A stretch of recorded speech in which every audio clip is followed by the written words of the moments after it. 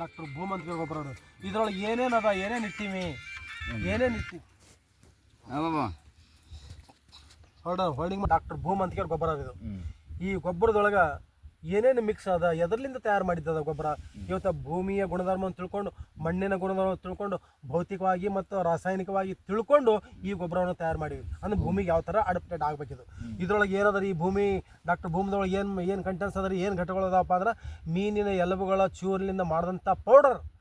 ಇದ್ರೊಳಗೆ ಏನದ ಈ ಗೊಬ್ಬರದೊಳಗೆ ಅದ ಈ ಗೊಬ್ಬರ ಅದ್ರೊಳಗೆ ಏನಪ್ಪ ಅಂದ್ರೆ ಹೆಚ್ಚಿನ ಪೌಷ್ಟಿಕಾಂಶ ಸಿಗ್ತಾವ್ರಿ ಪೌಷ್ಟಿಕಾಂಶ ಮತ್ತು ಏನದ ವಿಟಮಿನ್ಸ್ಗಳು ಮತ್ತೇನದ ಫಾಸ್ಫರಸ್ ಇವೆಲ್ಲ ಒಟ್ಟು ಇದ್ರಾಗ ಇಟ್ಟಿವಿ ಮತ್ತೇನು ಇಟ್ಟಿವಿ ಮತ್ತು ಉಳ್ಕಿದ ಮತ್ತು ಎಲುಬುಗಳಲ್ಲಿಂದ ತಯಾರಾದಂಥದ್ದು ಅದರ ಕ್ಯಾಲ್ಸಿಯಮ್ ಅದ ರೀ ಆಮೇಲೆ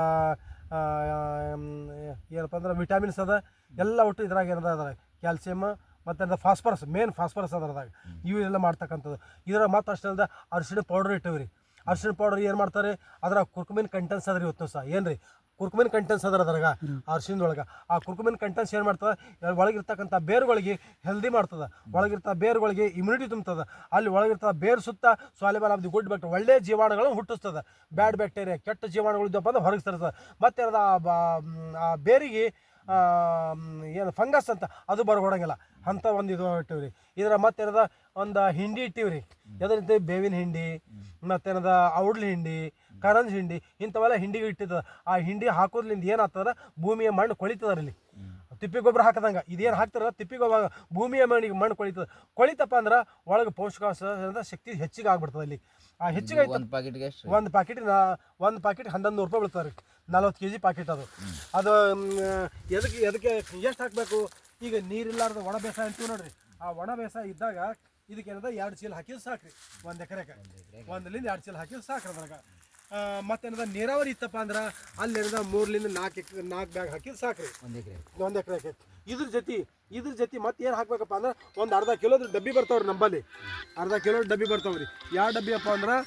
ಈಗ ಇದು ಗ್ರೋಯಸ್ 98 ಅಂತ ಹೇಳ್ತೀವಿ ಆ ಗ್ರೋಯಸ್ 98 ಅದ್ರಾಗ ಮಿಕ್ಸ್ ಮಾಡ್ಕೇರಿ ನೀವು ಹಾಕಿದ್ರಪ್ಪ ಅಂದ್ರೆ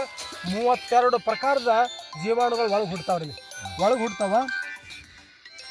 32 ಪ್ರಕಾರದ ಜೀವಾಣುಗಳು ಒಳಗೆ ಹುಡ್ತಾವ್ರಿ ಅಲ್ಲಿ ಅದು ಒಳಗೆ ಹುಟ್ಟುವಪ್ಪ ಅಂದ್ರೆ ಏನು ಮಾಡ್ತಾವ ಜೀವಾಣುಗಳು ಏನು ಮಾಡ್ತಾವ ಆ ಕಸ ಕಡ್ಡಿ ಮಣ್ಣು ತಿನ್ನೋದು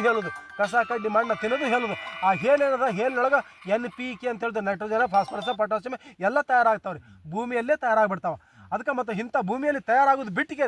ನಾವು ಏನು ಮಾಡ್ತೀವಿ ವಿಷ ಕೊಡ್ಲಾಕತ್ತೀವಿ ಆ ಭೂಮಿಗೆ ಇವಾಗ ವಿಷ ಕೊಡೋದ್ರಿಂದ ಏನಾಗ್ತವ ಆ NPK ತಯಾರು ಮಾಡ್ತಕ್ಕಂಥ ಜೀವಾಣುಗಳು ಎರೆಗಳು ಸತ್ತು ಹೋಗ್ಬಿಡ್ಲಾಕತ್ತವ ಅವ ಯಾವಾಗ ಸಾಯ್ತಾವ NPK ಕೊರತೆ ಆಗ್ಬಿಡ್ತದೆ ಭೂಮಿಯಲ್ಲಿ ಇಂಗಾಲದ ಪ್ರಮಾಣ ಕಡಿಮೆ ಆಗ್ಬಿಡ್ತದೆ ಜೈವಿಕದ ಪ್ರಮಾಣ ಕಡಿಮೆ ಆಗ್ತದೆ ಅವಾಗ ನಾವು ಕಾರ್ಬನ್ ಪ್ರಮಾಣ ಕಡಿಮೆ ಆಗ್ತದೆ ಅವಾಗ ನಾವು ಅಂತೀವಿ ಮ್ಯಾಲಿಂದ ಹಾಕ್ಲಿಕ್ಕೆ ಚಾಲು ಮಾಡ್ತೀವಿ ರೀ ಮ್ಯಾಲಿಂದ ಯೂರಿಯಾ DAP ಅಂತ ಹಾಕ್ತದೆ ಅದು DAPದೊಳಗೆ ಡೈ ಅಮೋನಿಯಂ ಫಾಸ್ಫೇಟ್ ಅದ ರೀ 3 ಅದ ಬಟ್ NPK ಅದ ರೀ ನೈಟ್ರೋಜನ್ ಫಾಸ್ಫೇಟ್ ಪೊಟ್ಯಾಸ್ ಅದ ಇದ್ದು ಸಿದ್ದಕ್ಕೆ ಏನದಪ್ಪ ಅಂದ್ರೆ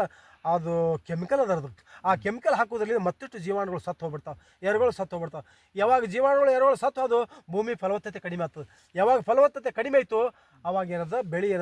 ಅಭಿವೃದ್ಧಿ ಆಗಂಗಿಲ್ಲ ಬೆಳವಣಿಗೆ ಆಗಂಗಿಲ್ಲ ಕುಂಠಿತ ಆಗ್ಬಿಡ್ತಾವೆ ಅದ್ರ ಸಲುವಾಗಿ ಇವತ್ತು ಸಹ ನೋಡ್ರಿ ಇವತ್ತು ನಿಮ್ಮ ಹೊಲದಾಗೆ ನೋಡ್ರಿ ಇವತ್ತು ಸಹ ಜೋಳ ಒಂದು ದಿವಸ ಒಂದು ಎದ್ದದ